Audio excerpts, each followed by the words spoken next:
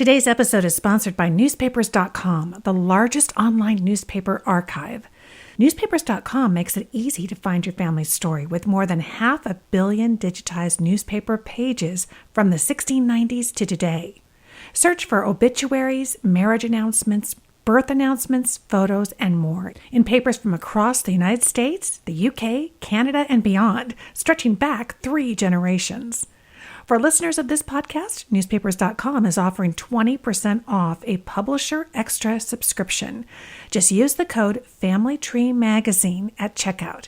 That's code FamilyTreeMagazine for 20% off Publisher Extra.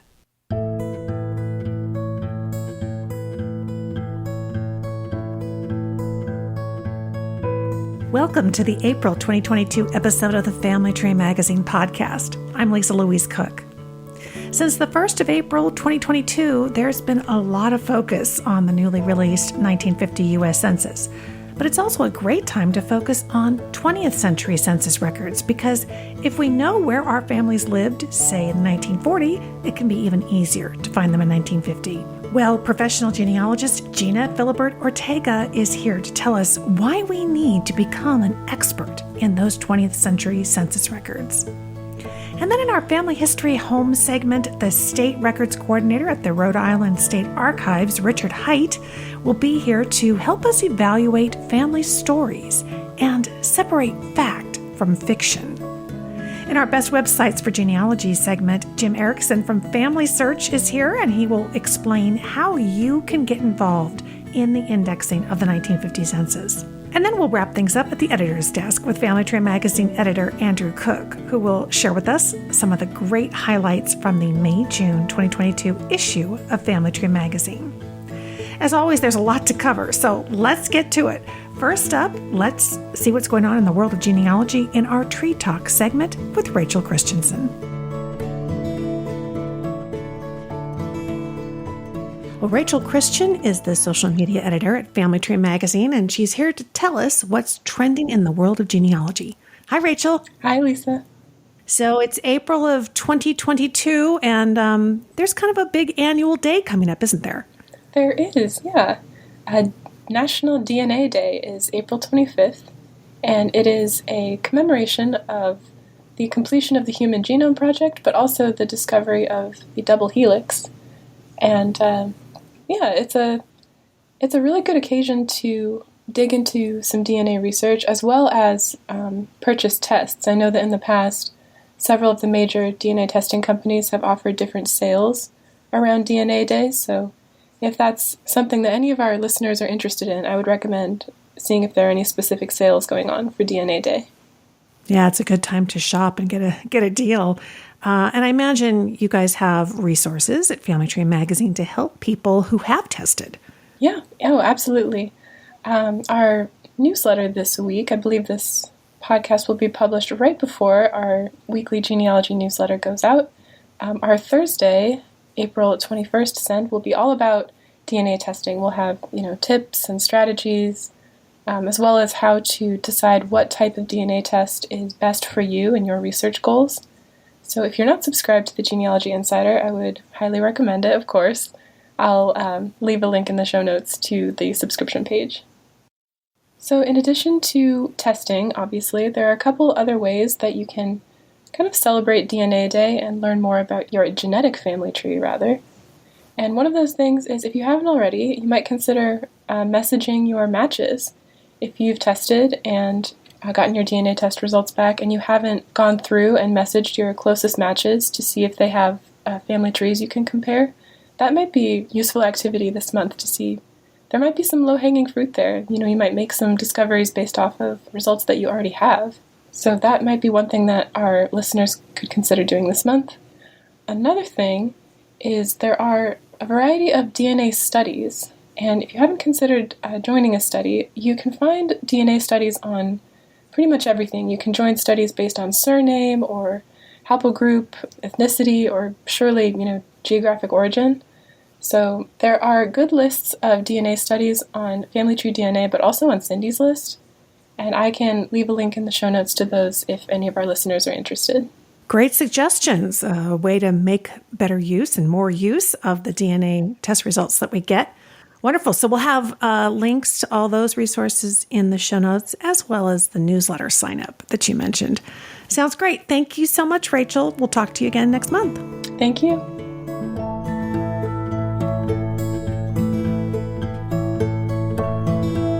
Well, we just got our hands on the 1950 census, which is chock full of valuable information about our more recent relatives. And in fact, all of the 20th century census records are extremely important to our genealogy research. Well, Gena Philibert-Ortega thinks that you should become an expert in these records, and she's about to teach a course at Family Tree University that's going to help you do just that. It's called Become a 20th Century Census Expert, and she's here today to tell us more about it. Hi, Gena. Hi, Lisa. How are you? I'm doing great, and of course, we're all Twitter-pated about the 1950 census, right? Absolutely.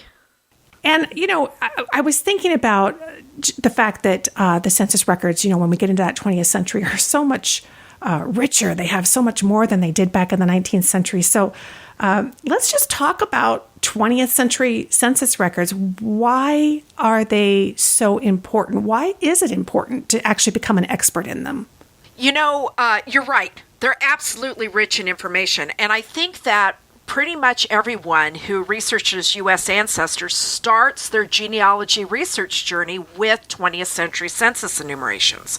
We go to our favorite website, we enter a name, a date, a place, and then we're often running towards finding our ancestors' information. But how much do you really know about the census? Most researchers don't take the time to study all the columns and what they tell or don't tell us. And let's face it, learning more about our ancestors is exciting, but we often don't think about learning more about a particular record or its history. And so we ignored that. But in actuality, there's things on those 20th century censuses that some people may miss. So let me give you a personal example. As a new professional genealogist, years ago, I was researching for a client and I located her great-grandfather in the 1920 census, and he was living in Colorado. And he was living with his second wife. Now, he was an immigrant to the United States, and he immigrated in the first decade of the 1900s. And he wasn't a citizen yet, as of 1920, but he had filed his first papers.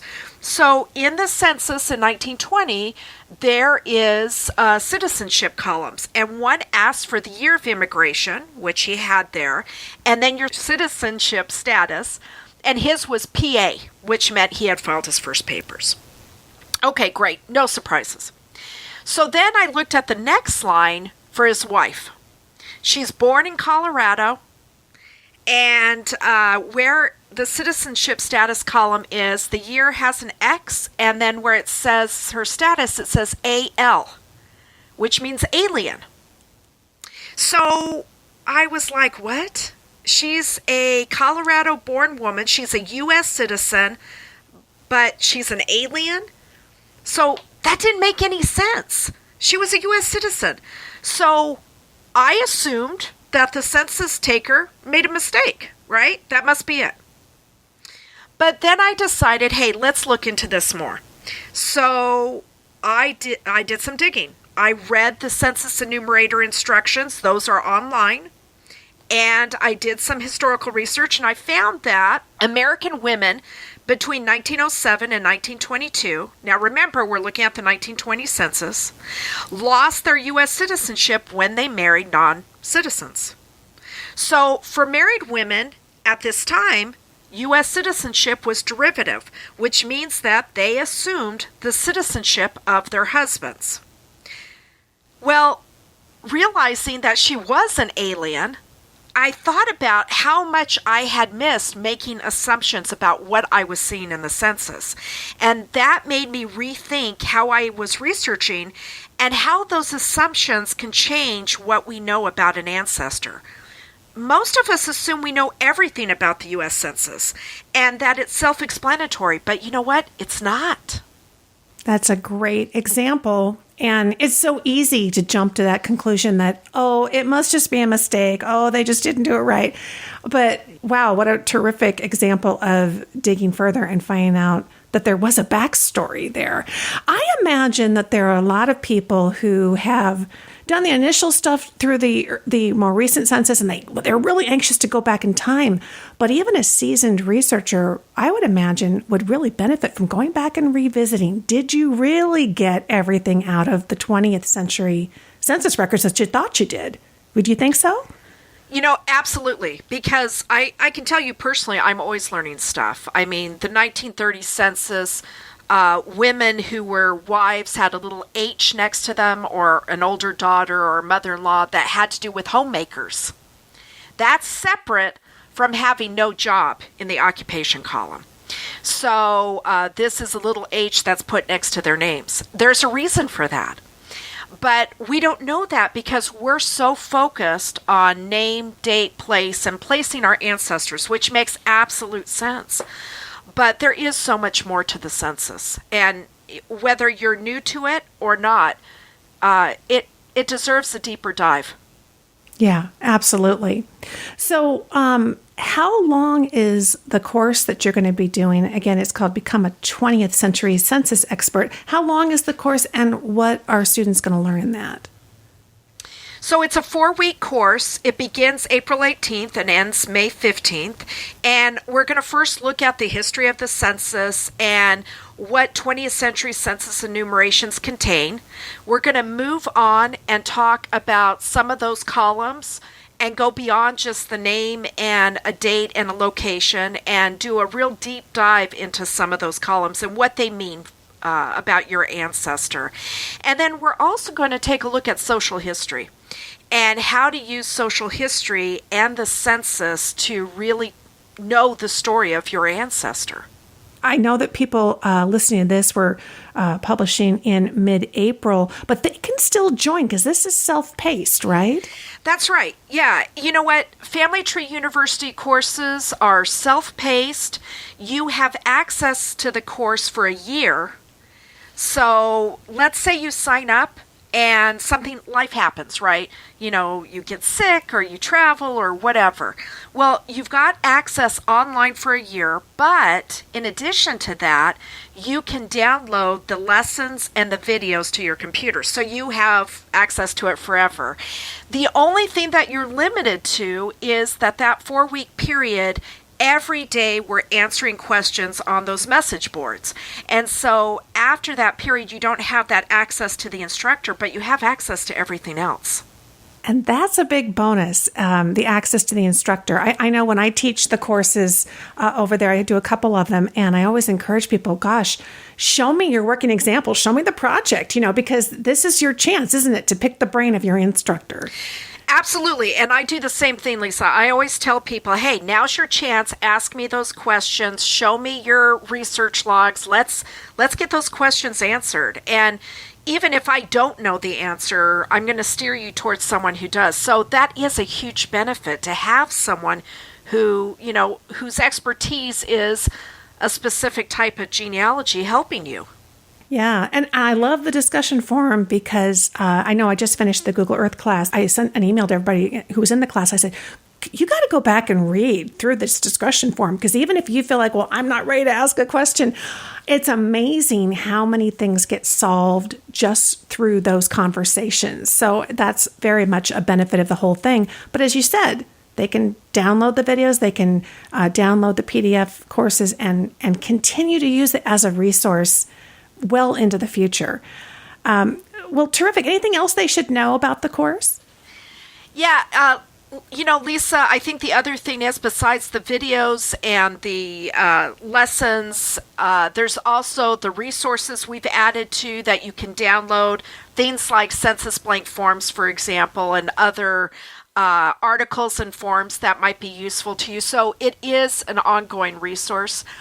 I think the census is such an important tool to our genealogy, and everybody's really excited about 1950, and obviously we're all going to find what we want to find and all of that. But It's also a good time to stop and revisit those other 20th century censuses, and this is one way to get some ideas about how to do that.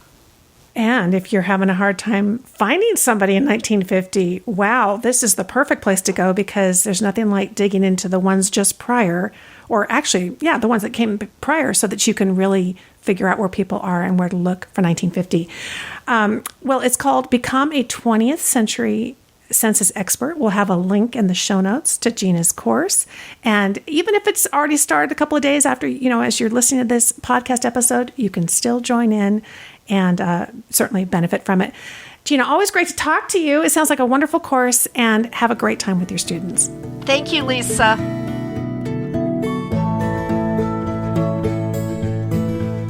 Well, sometimes we hear stories in our genealogy research, and they may come down from the family and the relatives, but not everything turns out to be exactly as it seems. And in his recent article called Nothing But the Truth, Richard Haidt takes a look at kind of how we can go about separating the truth from the fiction. And he's here to talk about that today. Hi, Richard. Hi, how are you? I'm doing great, and so appreciate this article, because I think at some point everybody who's been climbing their family tree runs into a story that maybe gets passed down the family, and they find that they can't find the evidence to back it up. I'd love to know from you, what are some of the most common types of stories that get passed down through families, about the family tree that maybe aren't always, rooted in truth? Well, there's several of those. One involves, an ethnic identity associated with a family surname, which is very often, particularly for families who have been in the United States since colonial times, it will often turn out that the ethnic identity is not what they thought it was. As an example, my father had the understanding that we were of Dutch origin. My last name is Haidt, spelled H-I-T-E, but it was modified in this country, not surprisingly. But it's pretty easy to figure out where that tradition came from, because they were from Pennsylvania. Well, the term Pennsylvania Dutch actually refers to Pennsylvania Germans. And the other factor, with my grandfather having served in World War I, if he knew of German origins, he was probably not too eager to admit it. Other things can happen as well. For example, in my mother's side, her maiden name was Williams, which she and her relatives grew up with the understanding that they were of Scottish origin. And actually they were, but it was not through the surname Williams. It was through another ancestor further back with the surname Caruth that had married into the family. Certainly there are other things that come up. If people in the course of their research, if they have the same last name as someone who's relatively famous, or find that in their research, there's bound to be a tradition of a relationship to the famous person with that name. In some instances, it could be true, but very often it turns out not to be. What one generation speculates on might, then later be retold as fact by later generations. An example I cite in the article is Daniel Boone. Anyone with a last name Boone, or someone whose mother's maiden name was Boone, has probably at some point heard a tradition of a relationship to him.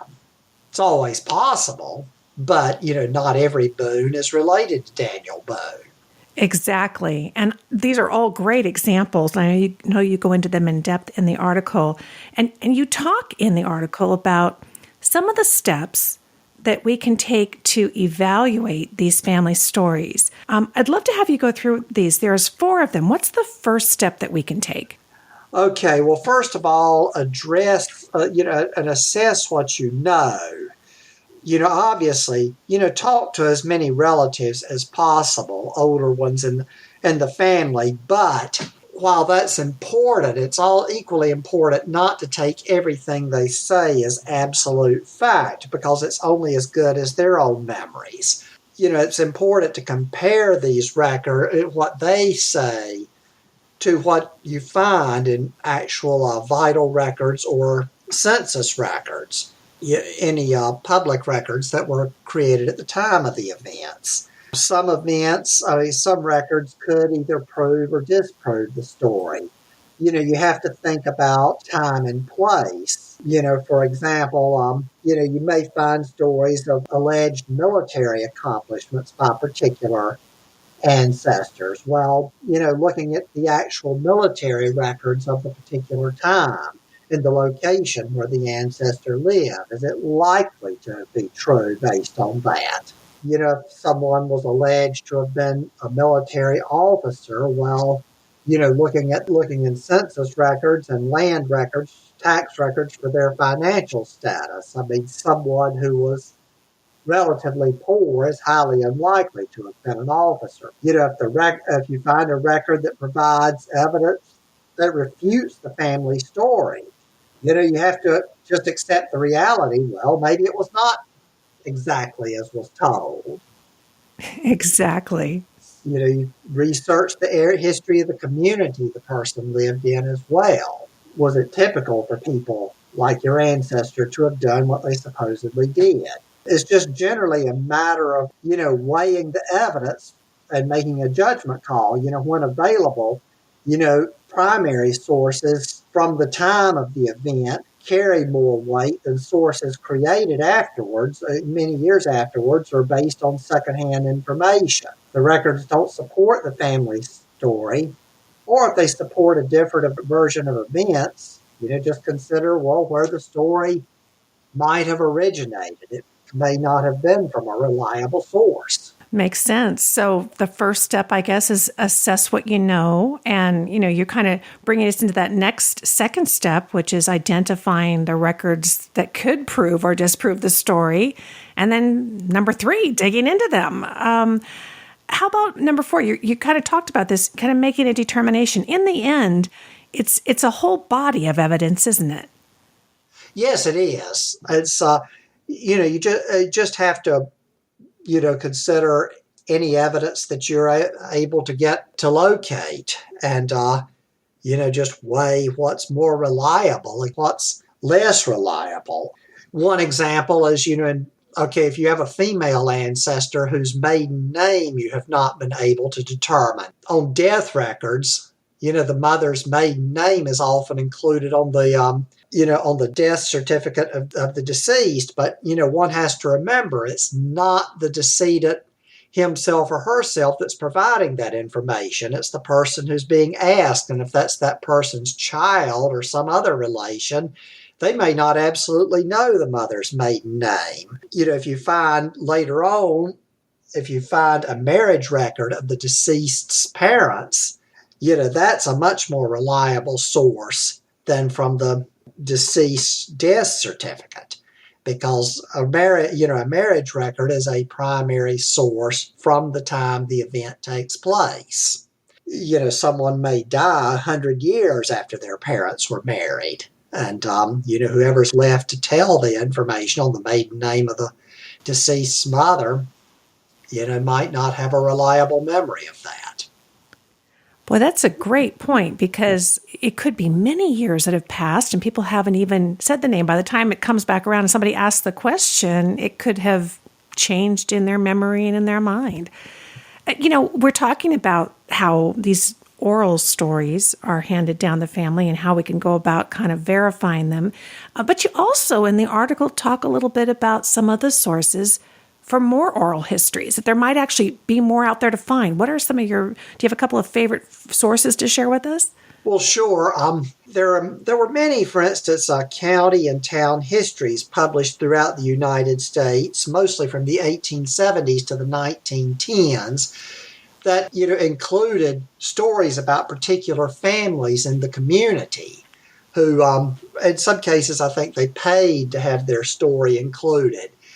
Now, usually the particular people who were alive at that time, the evidence is what is told about those people, would generally be pretty reliable, because the person, writing the story would have talked directly to them. And, generally person being interviewed is going to know the name and dates on their own spouse and children.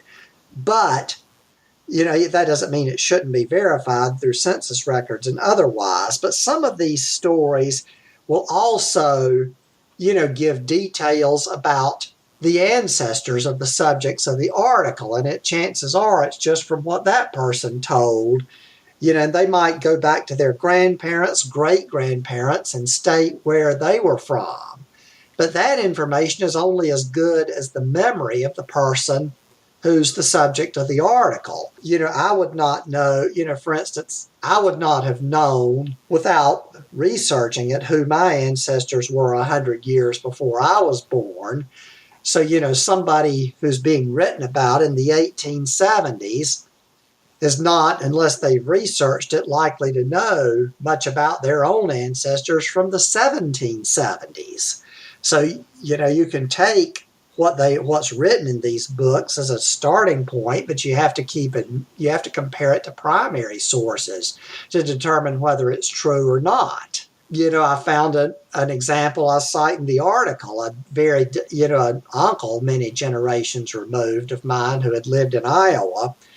In an article about him in the county history stated that his parents were from Bucks County, Pennsylvania, and that he had been born there. But census records eventually proved that they were from Bedford County, Pennsylvania, which is about 200 miles west of Bucks County. But the census record was by far the more accurate source, and the estate record of his father in Bedford County, proved that this was in fact where the family was from. There's no evidence that they ever had any tie to Bucks County.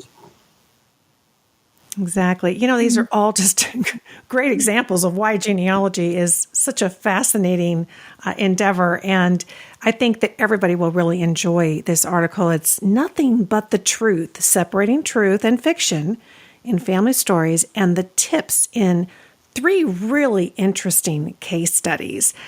Richard, thank you so much for sharing not only your stories, but some of the wonderful strategies that you have. And we're wishing the best to everybody who's trying to separate fact from fiction. I appreciate you being on the show. Thank you for the opportunity.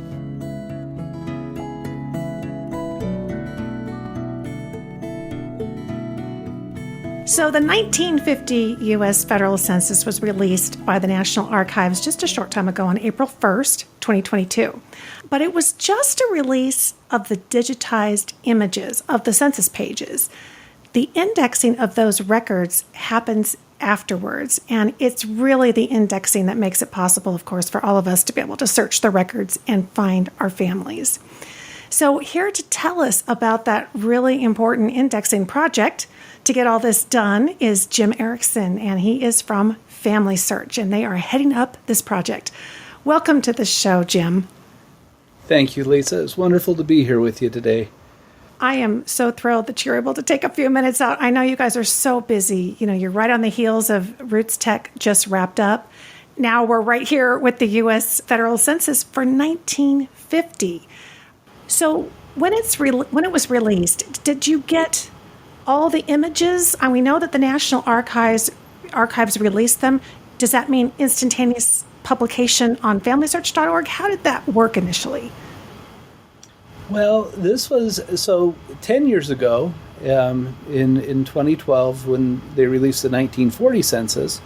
We were actually waiting at the National Archives with a van and hard drives to transfer all of the data onto hard drives and to take them to our data facility in Virginia.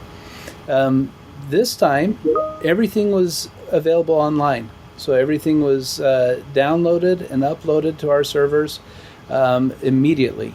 They made that available. There was high demand, so that was one of the challenges that we faced, was making sure that we were going to be able to download those images. Over 6 million images is a lot of images to be able to download. And those images include records for 151 million people. So that's a lot of information at high quality resolution. So that was actually the first hurdle. And since we are doing this project with Ancestry, we also had to wait for Ancestry to do the same thing and download the images to be able to process them to create their computerized index with their own handwriting recognition technology that then came to us and makes it so much easier to review an index as opposed to starting with transcription from scratch. So there are so many innovations that have taken place, but from the National Archives, the online delivery of the images was one of those innovations.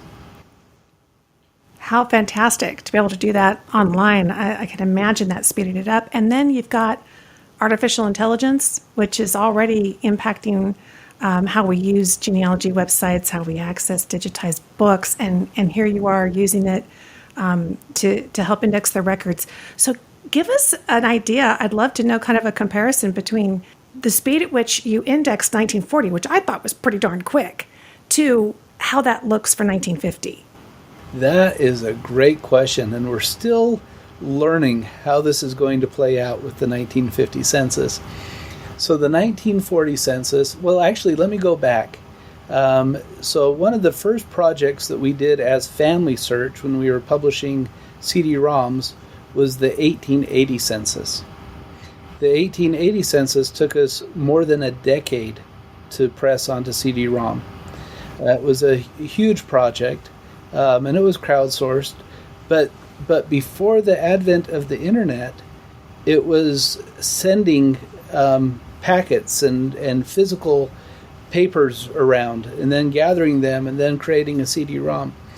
So we went from a project like that to doing the 1940 census, just over a decade later, in a matter of about 6 months. So already the technology was just astounding, what you're able to do just because of the internet.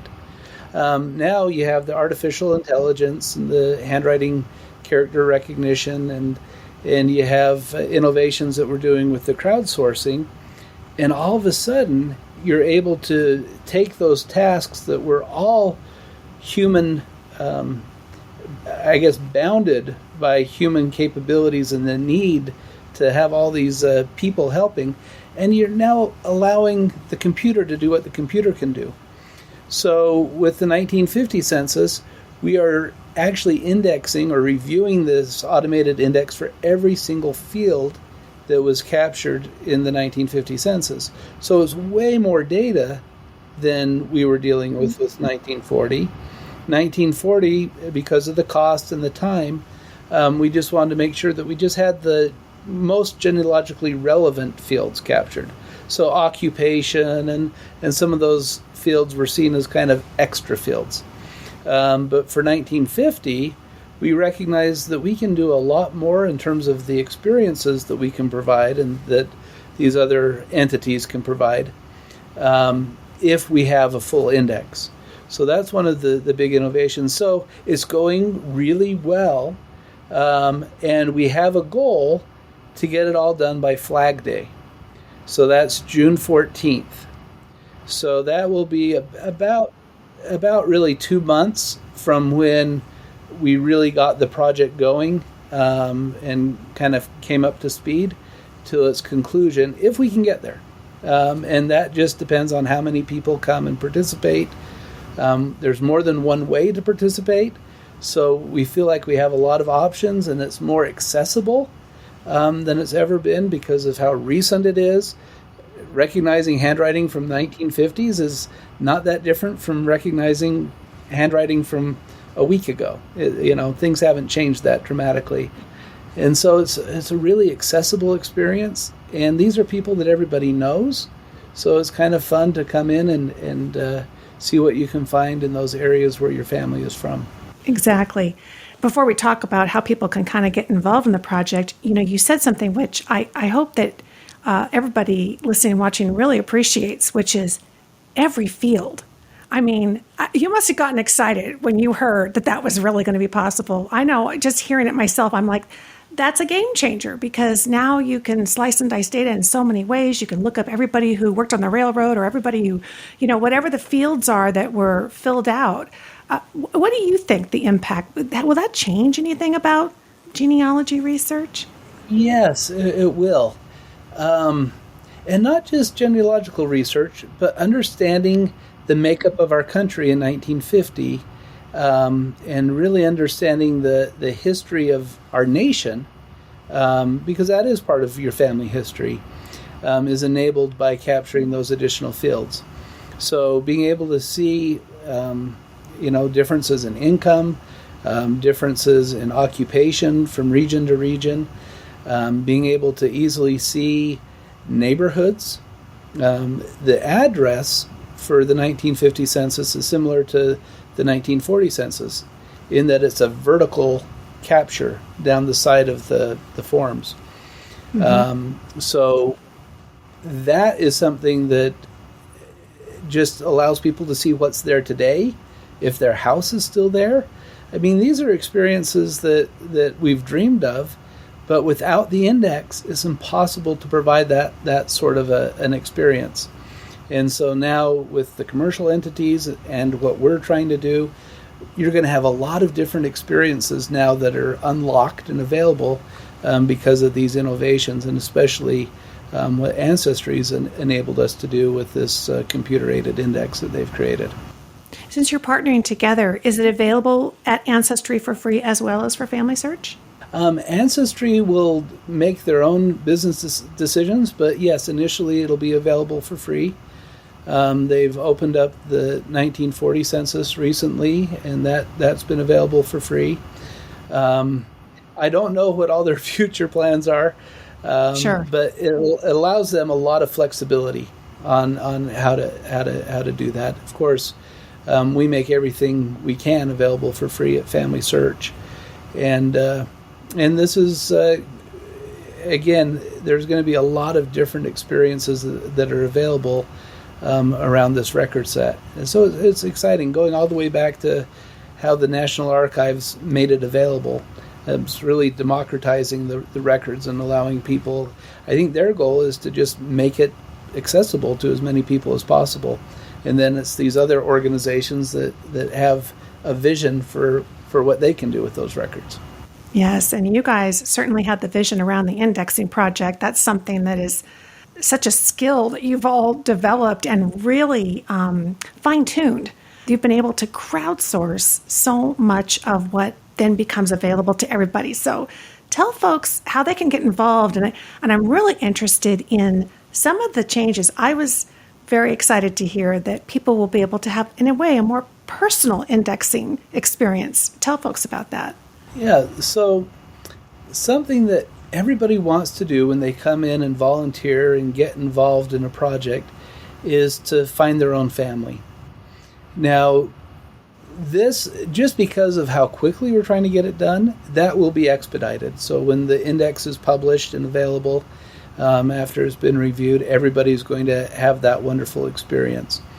But even on the review side, we've made it so people can search for a specific location down to the county level, or in some cases down to the city level. And then you can actually search for a surname, a last name within that location.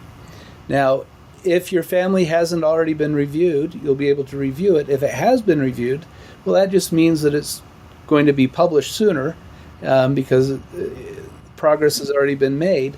And then you can come back and review it. And if for some reason the person who reviewed it did it wrong, you can still make corrections. We do corrections on Family Search. Ancestry does corrections on Ancestry. And we are sharing whatever corrections are made on Family Search with Ancestry so they can get the benefit of any corrections that are made on our website as well. So for the 1940 census, we had 163,000 people come and help and get involved. And with how easy it is for 1950, we think that we'll have well over 200,000 people who will come and want to review these names. So if you want to get involved, there are a couple different places you can go, but the easiest place to remember is familysearch.org, census.org/1950 census. And on that page, there's a lot of information, but near the top of the page, there's a big link to join the project and to come over and participate. The project is ongoing. There are all the states are there. Some have already been published, but come and get involved and see what you can do. It's going very quickly. It's people are really enjoying it, and we're glad that it's coming along as quickly as it is. So, FamilySearch.org/1950 census. Terrific. And Jim, they can do this from home, from their computer. Is there a certain minimum commitment that they have to make, or a certain minimum amount of technological ability? So this is, again, one of the things that's kind of fun. I mentioned it briefly before. There's actually more than one experience or way to participate. The standard way that most people who've done it before want to participate is what we call the household review. The household review, we try to identify from the head of the house, all the members of the household or the family, to the next head of the house. And that can sometimes cross pages on the census forms. And that is an every field review. And you can come in, because of how it's set up now, you can review as many of those fields as you want. And then the next person can come and pick up where you left off. So that's really fun. Now, that does require you to be on a computer. The other task, well, there's two other tasks, but another one that doesn't require you to be on a computer, you can be on your handheld device, your smartphone, is what we call name review. So instead of reviewing all of the fields, you can download our app called Get Involved. So Family Search Get Involved. It's available on the iTunes Store, the Apple Store, as well as from Google, the Android Store. And you can download the app, and you can just start looking at the images where we have the names of the people in the census, and then you can compare that with what the computer thinks it is. And you can either say, yes, that's right, or you can actually enhance or fix what the name is. And that you can do hundreds of these in an hour. I've done it. It's a fun activity. It's really engaging. And if you like seeing that you're making a difference in terms of volume, it's a really fun way to participate. Again, the computer doesn't always get it right, so you have to be really careful in the review process, but it's super easy to just look at the image and look at the indexed value for the name and just make sure it's right. So it's really easy, and you can do that online as well. You don't have to have the app. And then the third task, so there's the household review or the family review, the name review, and then the other one is the header review. So every census image, every census ledger has a header that includes all of the location information and the information about the enumeration itself. And that's a separate task. We broke that one out because, again, it's the data is formatted differently. So if you want to go in and help us, those have to be done as well to be able to publish the data set. So we'd invite you to come in and see what states still have the header review available, and to help us finish out that as well. It's not, for a lot of people, it's not as exciting because it doesn't include the names of the people, but it still has to be done to be able to publish the reviewed index. I hadn't thought about the header, but boy, that's pretty important. If that's not right, then we get way off track pretty quickly. So that includes our enumeration district number, the county number. That makes a lot of sense.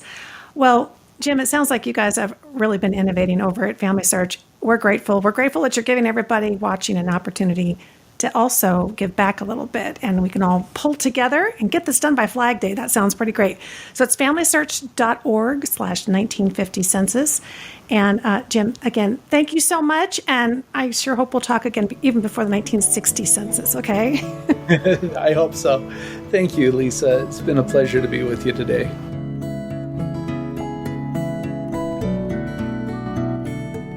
Well, it's time to stop by the editor's desk, and today we're talking to the editor of Family Tree Magazine, Andrew Cook. Hi, Andrew. Hi, Lisa. Well, it looks like the May-June issue of the magazine is already out, and you're going to give us a little bit of a preview of what we're going to be reading about, right? Yeah, and I say this about every issue, but I am very excited for this issue in particular. I know in the last couple episodes of the podcast, we've been talking a lot about the U.S. Census, and kind of following from that, our May-June issue has a cover story all about the 1950 census, and it is our complete 1950 census guide.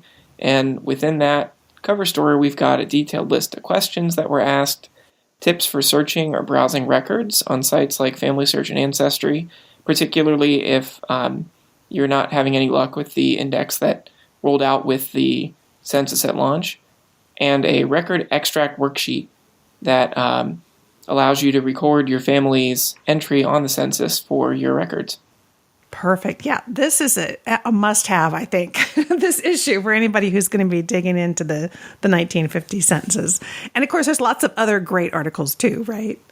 Yeah, and here's just kind of a quick hits. We've got a guide to the records of the Freedmen's Bureau, which Ancestry.com made more widely available last year.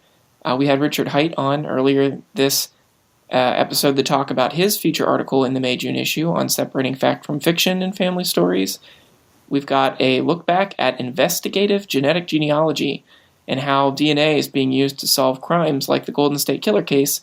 And of course, Lisa, you were nice enough to write a feature for us for this issue on creating a home or master family tree on desktop software and then selectively syncing that out with online trees. Yeah, absolutely. It's a question we get a lot, and we dig right into it in that article. And in addition to all of that, I saw a really cool cheat sheet tucked right in the middle, all about land records. And I love land records. So this is fantastic. Yeah. And that was a great piece to work on. I learned a lot while working on it. It's always great when, I get to learn something while I work. And land records, I think, are really puzzling for a lot of people, but are so valuable. They really, really are. And this cheat sheet is a huge help. Okay, so all of this is jam-packed into the May-June issue of Family Tree Magazine. Thank you so much, Andrew. It was awesome, and we'll be talking to you again next month. Yep, great talking to you, Lisa.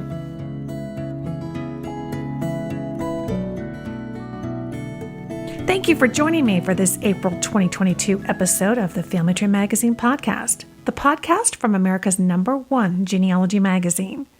As always, I'll have links on the show notes page to everything that we talked about today. You can find the show notes at familytreemagazine.com/podcasts. And if you're listening to the show through a podcast app like Apple or Google Podcasts, we'd love it if you do us a big favor. Leave a 5-star rating in the reviews and ratings area of the podcast app. That really helps other people find the show, and we do appreciate that. Thanks again for joining me today. I'm Lisa Louise Cook, and you can visit me at my website, genealogygems.com. There you'll find links to my Genealogy Gems podcast and the Genealogy Gems YouTube channel. Until next time, have fun climbing your family tree. Today's episode is sponsored by Newspapers.com, the largest online newspaper archive. Newspapers.com makes it easy to find your family's story with more than 500 million digitized newspaper pages from the 1690s to today.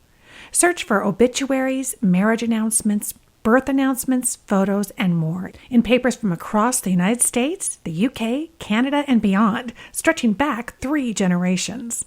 For listeners of this podcast, Newspapers.com is offering 20% off a Publisher Extra subscription. Just use the code FamilyTreeMagazine at checkout. That's code FamilyTreeMagazine for 20% off Publisher Extra.